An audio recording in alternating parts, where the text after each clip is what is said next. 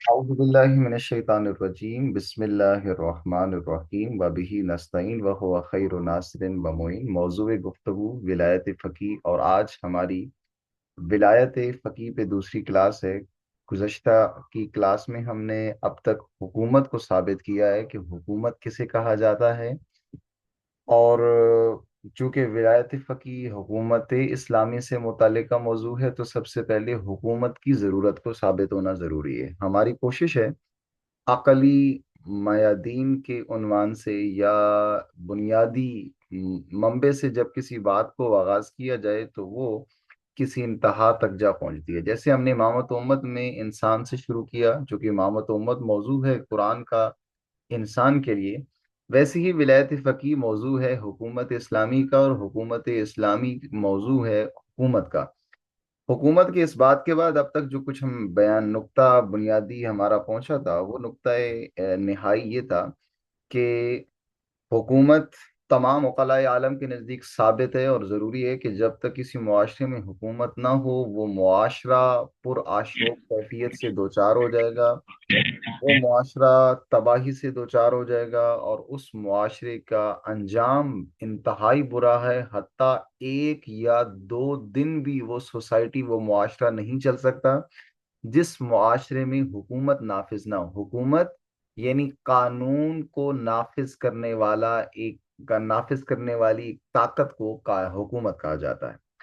अब कल की गुफ्तगू की इस बात हुकूमत की इस बात के बाद आज हमारी गुफ्तगू है कि आखिर ये हुकूमत जो तमाम उक़लाए आलम ने साबित किया है कि ये मौजू ज़रूरी है, अब वजाहत की जाए कि दीन इस मौजू के बारे में क्या कहता है।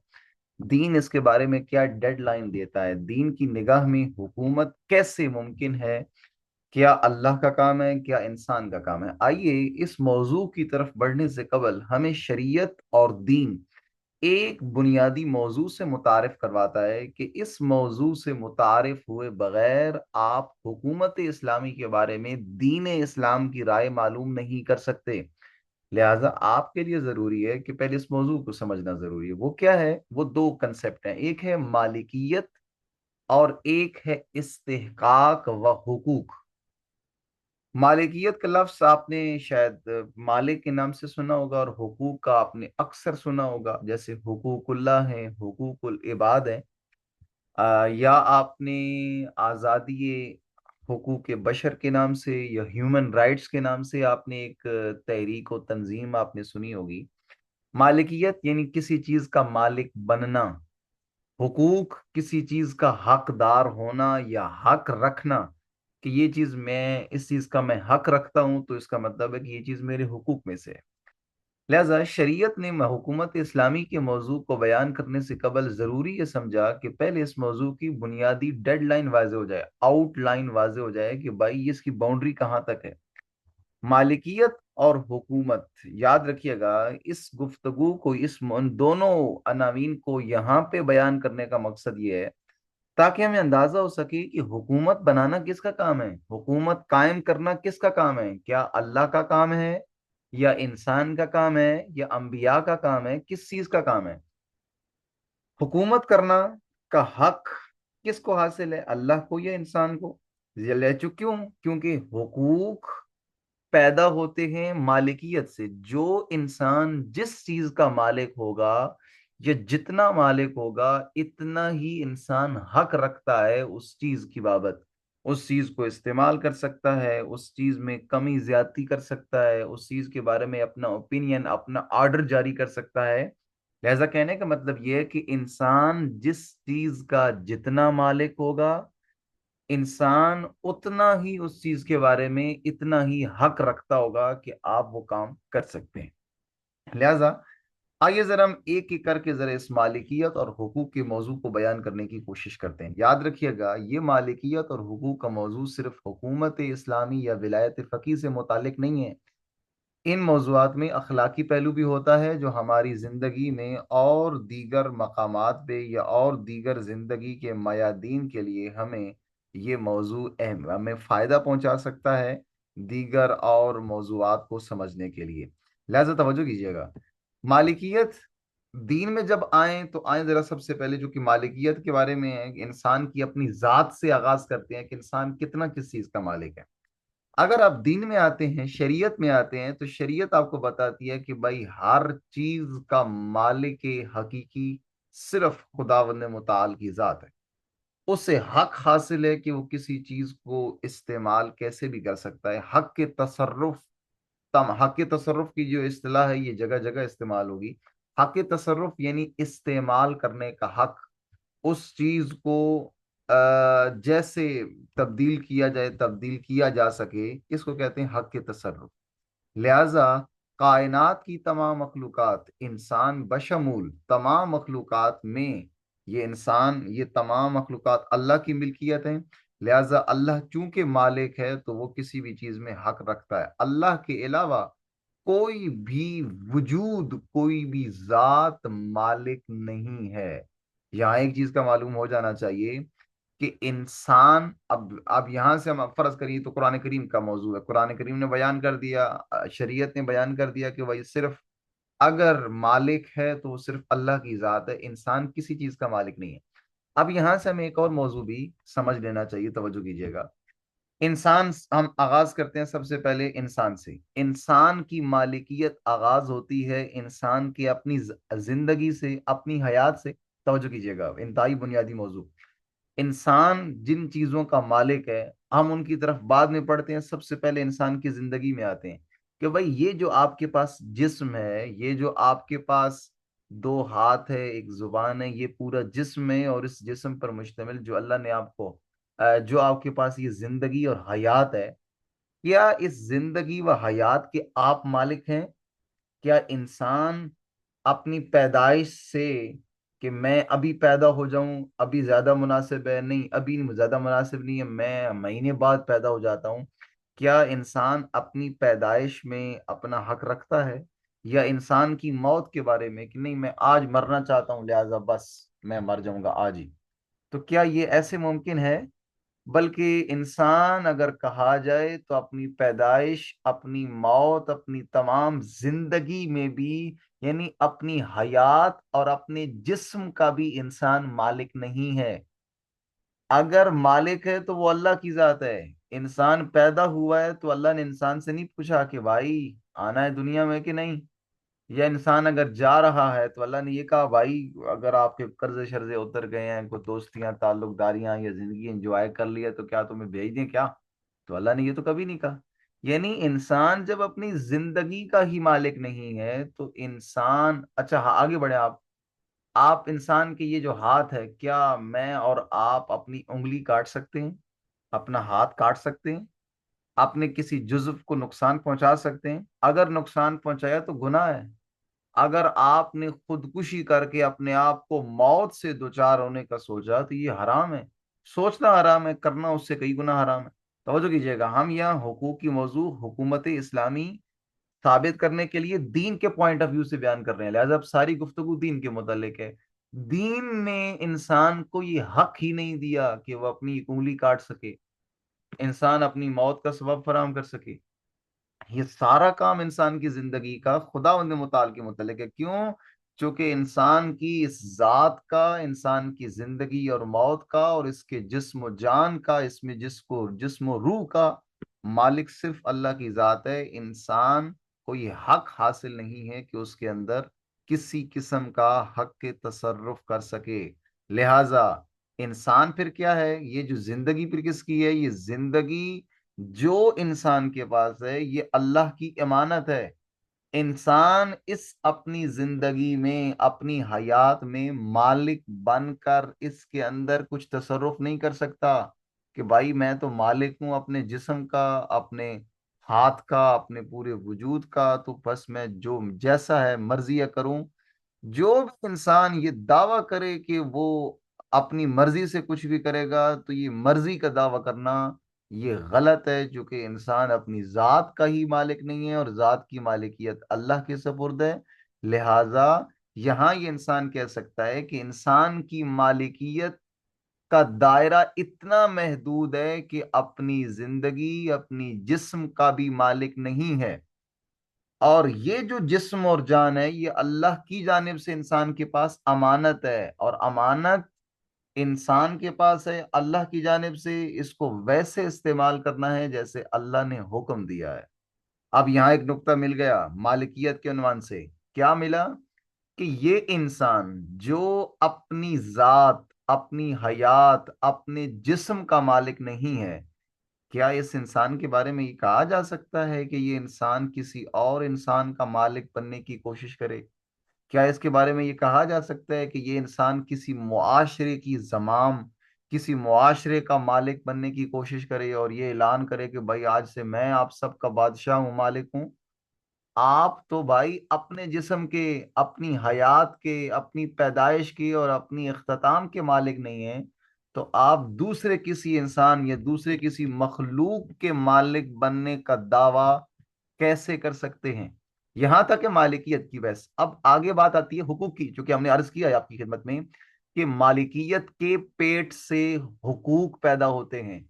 انسان جتنا کسی چیز کا مالک ہوگا اتنا ہی انسان کسی چیز کے اوپر استعمال کرنے کا حق رکھتا ہے۔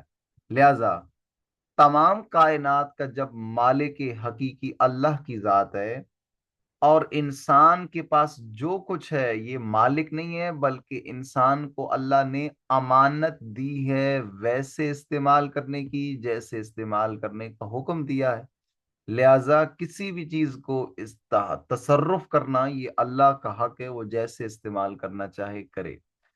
لہذا انسان کے سپرد جو کچھ ہے وہ اللہ نے دیا ہے، وہ امانت ہے انسان کے پاس، اور اس امانت کو انسان نے ویسے استعمال کرنا ہے جیسے اللہ کا حکم ہے۔ یہاں پہ توجہ، اب میں نے اگر اپنی خواہشات کی اتباع کی تو یہ میں مالک بن کے اپنی زندگی گزار رہا ہوں، اور مالک بن کے زندگی گزارنا حرام ہے، ممنوع ہے۔ لہذا میری زندگی کے تمام احکامات، میں اپنی زندگی کیسے گزاروں، مجھے اپنی زندگی کس طریقے سے گزارنی چاہیے، یہاں مجھے شریعت سے پوچھنے کی ضرورت ہے، اور شریعت مجھے جیسا کہے گی مجھے اپنی زندگی ویسے گزارنے کی ضرورت ہے۔ اب یہاں ایک چھوٹے سے کنسپٹ کو ذرا کھولنے کی اور سمجھنے کی کوشش کیجیے گا، اور یہ کنسپٹ مجھ سمیت آپ ہر بندے کے اندر پایا جاتا ہوگا۔ اب یہ نقطہ سنیں گے تو آپ کو اس چیز کا اندازہ ہوگا کہ یار یہ واقعا ہمارے اندر یہ چیز پائی جاتی ہے۔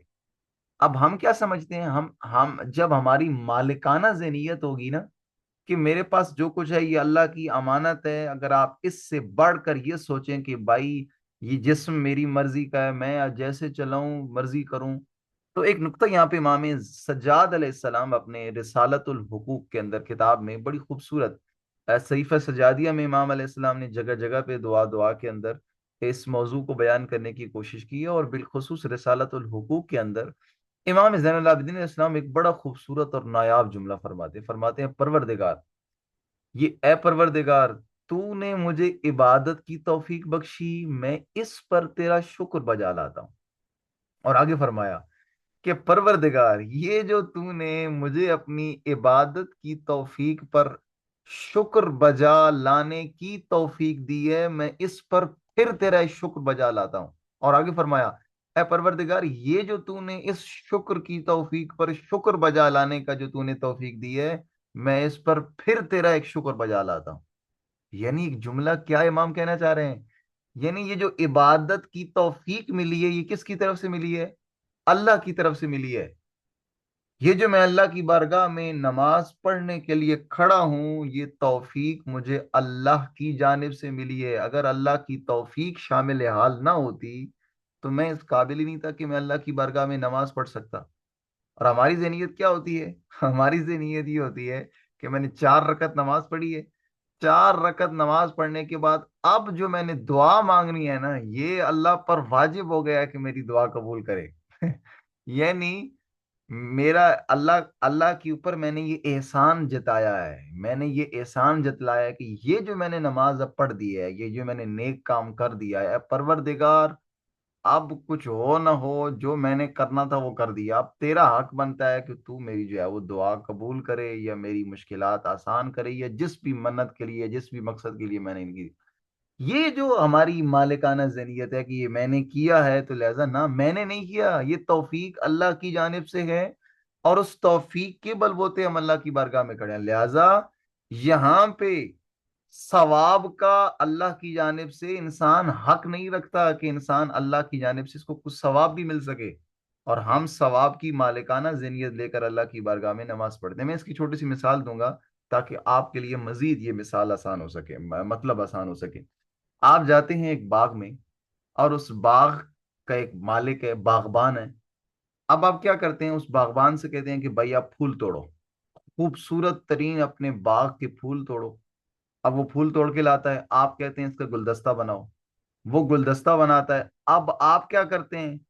وہ گلدستہ جس کا بالک باغ کا مالک وہ، اسی باغ میں سے اس نے خود پھول چنے، اور پھول چن کر گلدستہ بھی اس نے خود بنایا. اب آپ وہی گلدستہ اس سے لے کر آپ اسی کو دے دیتے ہیں.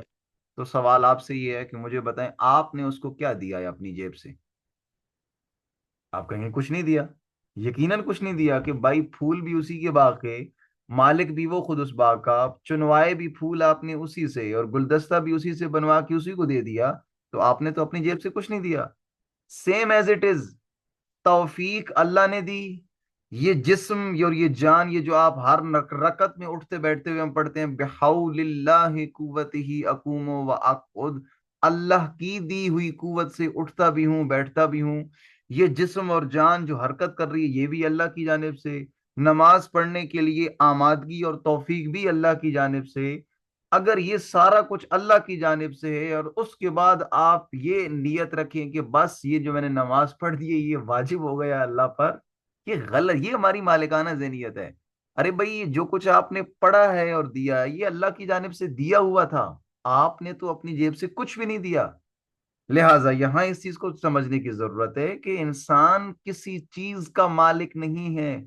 یہ دی ہوئی تمام نعمتیں اور تمام عطائیں اس پروردگار لم یزل کی جانب سے ہیں جو انسان کے پاس بطور امانت ہیں، اور انسان ان چیزوں کو بطور امانت استعمال کر سکتا ہے. اب یہاں پر جو ہم نے حقوق کی دو اقسام پڑھی ہوئی ہیں جو آپ سب نے سنی ہوئی ہیں، حقوق اللہ اور حقوق العباد. حقوق اللہ آپ نے دیکھا ہوگا جو اللہ کے حقوق اور حقوق العباد وہ ہیں کہ جو انسانوں کے حقوق ہیں. وہ آپ نے گفتگو اپنی اخلاقیات کی کتابوں میں پڑھی ہوگی، لیکن یہاں ذرا ایک فلسفی نگاہ سے اس حقوق کی اس تعریف کو سمجھنے کی کوشش کیجیے گا. اب یہ جو حقوق بشر یا حقوق العباد کے نام پہ وہ تنظیمیں جنہوں نے اس حقوق سے غلط فائدہ اٹھایا، اور آج ساری تباہی اسی وجہ سے ہے. بنیادی وجہ یہ ہے کہ ہم نے اس موضوع کو نہیں سمجھا. آئیے اور ہم نے اسی حقوق و لباد کے یا وہ جو حق بشر کے نام سے تحریکوں تنظیموں کے جو نتائج ہیں، ہم نے بھی دیندار ہونے کے ناطے انہی کسی کنسپٹ کو لے کر ہم اپنے ملک میں بیٹھے ہیں.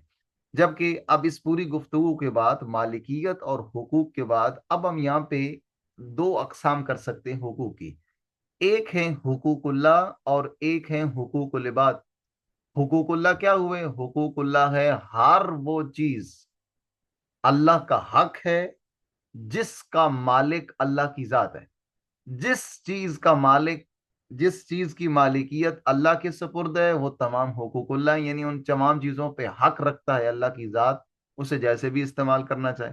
اور انسان کے بارے میں کیا ہے کہ انسان جس جس چیز کا مالک انسان ہے یا انسان ہے وہ تمام جو ہے وہ حقوق العباد کہلاتے. اب آپ پچھلی تعریف کے بعد یہ واضح ہو چکا ہوگا کہ انسان کے پاس تو مالکیت کے نام سے کچھ ہے ہی نہیں. یہاں میں ایک جملہ امام خمینی کی اس زوجہ مکرمہ کا آپ کی خدمت میں عرض کروں. امام خمینی کی زوجہ فرماتی ہیں کہ میری ساری زندگی گزری ہے، میری ساری زندگی میں مجھے امام خمینی نے ایک مرتبہ نہیں کہا کہ مجھے پانی کا گلاس لا دو. توجہ کیجیے گا، معصوم نہیں ہے وہ ایک عام سی ہستی، اور عام سی ہستی کے بارے میں اتنا بڑا جملہ ان کی زوجہ کہتی ہیں کہ مجھے آج تک نہیں کہا امام خمینی نے کہ آپ پانی میرے لیے لے کر آؤ. یعنی کبھی حکم نہیں دیا، چونکہ وہ مالک کسی چیز کا نہیں سمجھتے ہیں. اور یہاں ان کا ایک بڑا خوبصورت جملہ مجھے ان کا یاد آ گیا کہ جب وہ واپس فرانس سے آ رہے تھے ایران، اور رپورٹر اس جہاز میں امام خمینی کے ساتھ تھا، یا یہ بات کا انٹرویو ہے، یعنی اس وقت انقلاب کے لیے سرزمین آمادہ تھی اور لوگ امام خمینی کے استقبال کے لیے رپورٹ پہ جمع تھے. تو اس رپورٹر نے امام خمینی سے سوال کیا کہ کیا یہ آپ کا جہاز جس پہ آپ جا رہے ہیں کیا یہ ایران پہنچ پائے گا؟ امام نے کہا میں نہیں جانتا۔ اس نے اگلا سوال کیا کہ کیا آپ وہاں پہنچ گئے، اگر آپ جہاز کریش کر گیا تو پھر کیا ہوگا؟ کہا میں نہیں جانتا۔ کہا وہ جو عوام آپ کے انتظار میں کھڑی ہے ان کی کیا کیفیت ہوگی؟ کہا میں نہیں جانتا۔ جب یہ سارے تین چار سوال کے جواب امام نے دیے، اس نے کہا پھر آپ کرنے کیا جا رہے ہیں؟ غصے میں آ گیا۔ امام نے کہا کہ مجھ سے وہ پوچھو سوال جو میرے کام ہے، آپ نے جتنے سوال پوچھے یہ خدا کے کام ہے، میں پہنچوں گا نہیں پہنچوں گا مجھے نہیں معلوم، جہاز کریش ہوگا نہیں ہوگا مجھے نہیں معلوم، یہ اللہ کو پتا ہے۔ مجھے جتنا پتا ہے وہ مجھ سے پوچھو کہ میں کیا کرنا چاہتا ہوں، میں کیا حکومت قائم کرنا چاہتا ہوں، میں کس شاہ کے نظام کا خاتمہ کرنا چاہتا ہوں۔ لہذا انسان اتنا کرے اور اتنا انجام دے جتنا انسان مالک ہے۔ انسان اتنی چیزوں کا حق رکھتا ہے جتنا مالک ہے، اور یہاں اس تعریف کے بعد واضح ہو گیا کہ انسان کسی چیز کا مالک نہیں ہے۔ انسان کے پاس جو کچھ ہے یہ اللہ کی جانب سے امانت ہے انسان کے پاس، اس کو ویسے استعمال کرے جیسے اللہ نے حکم دیا ہے۔ پس انسان کی مالکیت کی حد کیا ہے، تصرف کی حد کیا ہے؟ کہ بھائی اللہ نے آپ کو جتنی امانت دی ہے، یہ جسم، یہ جان، یہ تمام صلاحیتیں، جو جو کچھ دیا ہے، یہ تب درست ہے جب آپ اس کو اللہ کی راہ میں، اللہ کی خاطر آپ اس کو استعمال کریں۔ اگر اس کے خلاف ہے تو پھر یہ مالکیت کا دعویٰ آپ کا، اور اگر آپ مرضی کا دعویٰ کرتے ہیں کہ میں جیسا مرضی یہ کروں، تو آپ یا دیندار نہیں رہیں گے، اور اگر دیندار رہتے ہیں تو آپ کو، ہم سب کو اس دعوے سے نکلنے کی ضرورت ہے کہ میں کسی چیز کا مالک نہیں ہوں، چونکہ مالکیت انسان کی نہیں ہے بلکہ خداوند متعال کی ذات کی ہے۔ اب یہاں ایک آخری حکومت اسلامی کے ساتھ متصل ہم ایک نقطے پر تک پہنچ چکے ہیں، اور وہ نقطہ کیا ہے؟ توجہ کیجیے گا کہ بھائی یہ انسان جو اپنی وجود کا، اپنی ذات کا، اپنی جسم و جان کا مالک نہیں ہے، اپنا ایک انگلی عضو نہیں کاٹ سکتا، تو یہ انسان کسی دوسرے انسان پر حکومت کیسے کر سکتا ہے؟ یہ انسان کیسے کسی پورے معاشرے کا حاکم بن سکتا ہے، کسی پورے معاشرے کا مالک بن سکتا ہے؟ بھائی آپ تو اپنے جسم و جان کے مالک نہیں ہو، آپ کو کیا پڑی ہے کہ آپ پورے معاشرے کے مالک بن جائیں، کہ آپ کسی اور مخلوق کے حاکمیت کا دعویٰ کرنے لگ جائیں؟ لہٰذا اب یہاں تک کی گفتگو میں ہم ثابت کر سکتے ہیں کہ بھائی حکومت کرنا، قانون بنانا اور قانون نافذ کرنا، قانون کس لیے بناتا ہے؟ کسی انسان کے لیے۔ بھائی آپ کے پاس جو کچھ ہے یہ اللہ کی جانب سے امانت ہے کہ آپ اللہ کے دی ہوئے قانون، اللہ کے دی ہوئے دستور کے مطابق اپنی زندگی گزاریں۔ تو آپ پورے معاشرے کے بارے میں قانون کیسے بنا سکتے ہیں جبکہ آپ اپنے وجود کے لیے قانون نہیں بنا سکتے؟ اور جو اللہ نے دیا ہے بطور امانت، اس کو ویسے استعمال کرنا ہے جیسے اللہ نے آپ کے لیے قانون بنایا ہے۔ لہذا یہ انسان حق ہی نہیں رکھتا کہ یہ انسان ایک دوسرے انسان کے لیے قانون بنائے، یہ انسان کسی معاشرے کے لیے قانون بنائے۔ آپ کے پاس یہ حق و اتھارٹی نہیں ہے کہ آپ ایک معاشرے کے لیے قانون بنا سکتے ہیں۔ لہذا نتیجہ کیا ہوا کہ پس قانون بنانا، قانون کو نافذ کرنا، اس کو امپلیمنٹ کرنا معاشرے کے اندر، سوسائٹی کے اندر، یہ اللہ کا کام ہے۔